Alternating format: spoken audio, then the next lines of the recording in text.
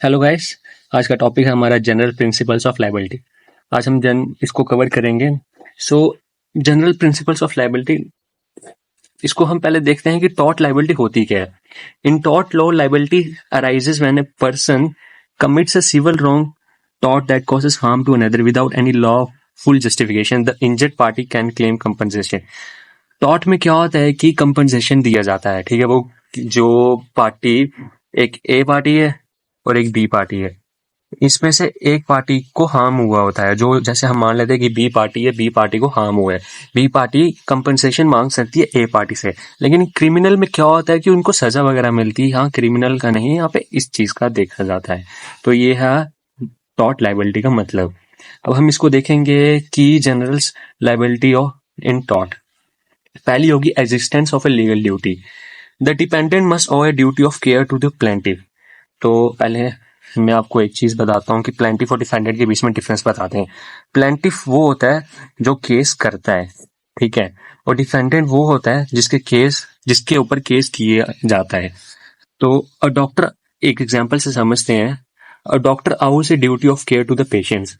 Doctor की एक duty है कि जो पेशेंट्स उसके पास आ रहे हैं, उसकी एक ड्यूटी है, ड्यूटी ऑफ केयर है कि उसको वो करना है, ठीक है।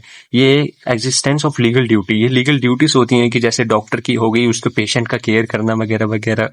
या वो टीटी, हम टीटी की देख लेते हैं फॉर एग्जांपल। एक और एग्जांपल लेते हैं कि जो टीटी होता है, जो टिकट कलेक्टर होता है, उसकी ड्यूटी है कि टिकट कलेक्ट करना, ठीक है, वगैरह वगैरह, या चेक करना। तो ये होती है existence of a legal duty. Next point देखते हैं। सेकंड पॉइंट हो गया breach of duty. The defendant must have failed to fulfill their legal duty. This is judged by the standard of the reasonable person. Breach of duty हो गया कि जैसे कि हमने ये पिछला एग्जांपल से देखते हैं कि डॉक्टर की क्या ड्यूटी है, अपने पेशेंट्स का वो ये देखना, ठीक है। तो अगर डॉक्टर अपनी ड्यूटी नहीं निभाएगा, अपनी लीगल ड्यूटी नहीं करेगा, तो क्या हो गया, वो ब्रीच ऑफ ड्यूटी होगी, ठीक है। तो ये रीजनेबल चीजें देखी जाती हैं। This is just by the standard of the reasonable person. Third point आ गया causation. There must be a direct link between the breach and harm. Factual causation होता है, legal causation होता है। दो टाइप के causation होते हैं, factual causation and ये पहले हम कॉसेशन का मतलब पता करते हैं। मतलब इसका होता है कि the action of causing something. The action of causing something, किसी चीज, कोई चीज कॉज होना, वो किस चीज से हुई है वो पता करना। इसलिए ये एक होता है फैक्चुअल कॉजेशन जो फैक्ट्स के ऊपर होता है, और एक होता है legal causation. The harm must not be to remove from the act. Next point देखते हैं हम। इसका लास्ट पॉइंट है डैमेज और इंजरी। एक्चुअल लॉस, इंजरी और हार्म मस्ट हैव अकर्ड। कि कोई भी लाइबिलिटी होने के लिए जो लॉस, इंजरी और हार्म होना जरूरी है। हाँ, ये फिजिकल भी हो सकता है, मेंटल भी हो सकता है, फाइनेंशियल भी होना है, ठीक है। अगर लाइबिलिटी कॉज हुई है तो एक्चुअल लॉस होना जरूरी है, ठीक है। इस पॉइंट्स का सिर्फ ये सिंपल सा यही मतलब है कि लॉस होना जरूरी है। अगर आपका कोई भी लॉस नहीं होगा तो आप कंपनसेशन को क्लेम नहीं कर सकते हैं टॉर्ट के अंदर। तो हम आगे देखते हैं कि types of tortious liability. Liability कितने टाइप्स की होती है। सो फर्स्ट पॉइंट होता है फॉल्ट। फॉल्ट होगी बेस लायबिलिटी। इसमें किसी की गलती होना जरूरी है, ठीक है। Road accident due to rash driving, simple सी एग्जांपल, ठीक है। अगर आप रैश ड्राइविंग कर रहे हैं तो आपकी गलती है, मतलब आपका फॉल्ट है, ये बेस लायबिलिटी है, ठीक है। इसमें नेग्लिजेंस का प्रूफ चाहिए, इंटेंशन और रेकलेसनेस भी चाहिए, ठीक है। आपकी इंटेंशन थी कि रैश ड्राइविंग करना, ठीक है। ये होगी हमारी पहली। सो हम सेकंड में चलते हैं। सेकंड होगी strict liability, liability without fault, ठीक है। इसका लैंडमार्क केस है राइलेंस वर्सेस फ्लेचर। ये देखना वीडियो के इस साइड आ जाएगा, मैंने अलग से इनकी वीडियो बना रखी है केस वगैरह की, अब वहां से वगैरह अच्छे से समझ सकते हैं इसमें, ठीक है। स्ट्रिक्ट लायबिलिटी क्या होता है उसमें भी अच्छी तरीके से समझाया, मैं यहाँ पे क्लियर कर देता हूँ कि लायबिलिटी विदाउट फॉल्ट, ठीक है। आपका कोई भी मतलब कि फॉल्ट नहीं था, लेकिन फिर भी आपकी लायबिलिटी बनती है, ठीक है।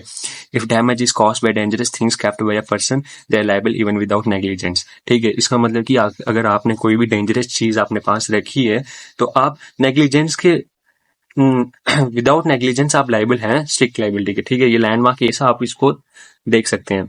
सो थर्ड पॉइंट हो गया एब्सोल्यूट लायबिलिटी।